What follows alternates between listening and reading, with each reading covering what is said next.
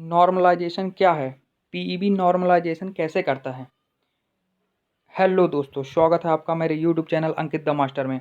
आज हम जानेंगे कि नॉर्मलाइजेशन मतलब सामान्यीकरण की प्रक्रिया पीईबी के द्वारा कैसे की जाती है, और एक उदाहरण भी प्रस्तुत किया जाएगा आपके सामने, जिससे आपको बहुत ही आसानी से समझ में आ जाएगा। तो शुरू करते हैं वीडियो।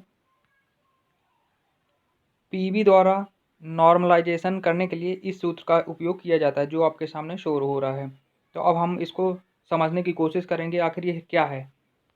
तो सबसे पहले देखते हैं इस सूत्र में MGT का मतलब होता है टोटल शिफ्ट, मतलब जितने भी एग्ज़ाम हुए हैं सभी शिफ्टों के 0.1% टॉपर्स का औसत। फिर उनमें उसमें घटाएंगे MGQ मतलब पूरी परीक्षा के औसत नंबर को।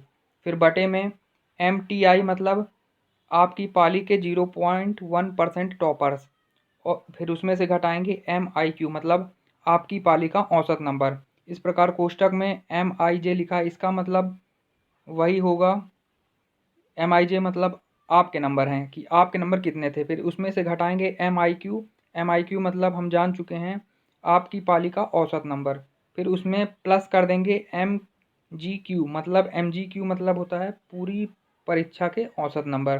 तो अब हम इसको एक उदाहरण के माध्यम से समझने की कोशिश करेंगे। तो यहाँ आप देख रहे हैं, मान लीजिए आपके MP टेट वर्ग 3 में 99 मार्क्स आए, या किसी भी एग्ज़ाम में जो पीईबी द्वारा करवाए जाते हैं, तो मान लीजिए आपके नंबर 99 आए हैं।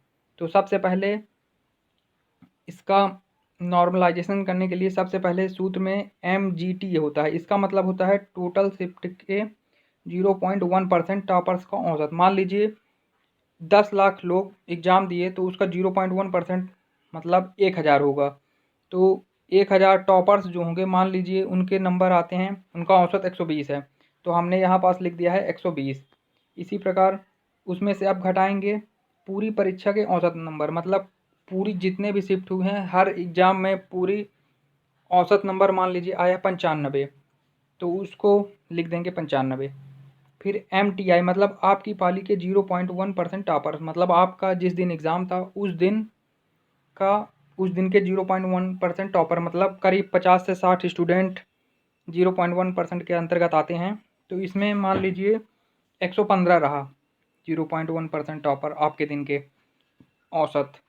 अब इसमें से घटाएंगे MIQ का मतलब आपकी पाली का औसत नंबर, मतलब आपका जिस दिन एग्ज़ाम था उस दिन का टोटल औसत। तो टोटल औसत मान लीजिए 90 है।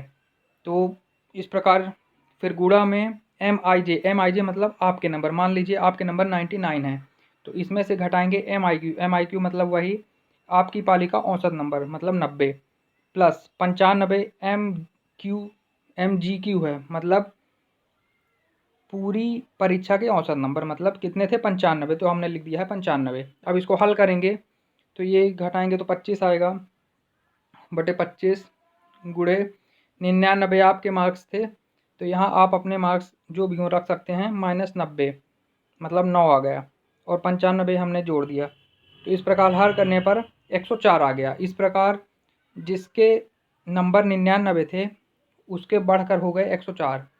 तो नॉर्मलाइजेशन की प्रक्रिया में इसी प्रकार नंबर बढ़ जाते हैं, और बहुत से लोगों को समझ में नहीं आता कि नंबर बढ़ कैसे गए। इसी प्रकार मान लीजिए अगर 99 की जगह 80 या 70 होता तो और अंतर आ सकता था, या फिर ज़्यादा होते तो भी अंतर आ सकता था। मतलब इस प्रकार कठिन या सरल शिफ्ट में नंबर बढ़ और घट जाते हैं। इसमें टोटल सूत्र का कमाल होता है, इसमें अपने से व्यापम कुछ नहीं करता है, इसी मेथड का यूज किया जाता है। अगर दोस्तों आपको समझ में आ गया नॉर्मलाइजेशन प्रोसेस क्या है, सूत्र में किस प्रकार रखा जाता है, तो वीडियो को लाइक करके चैनल को सब्सक्राइब जरूर करिएगा। धन्यवाद।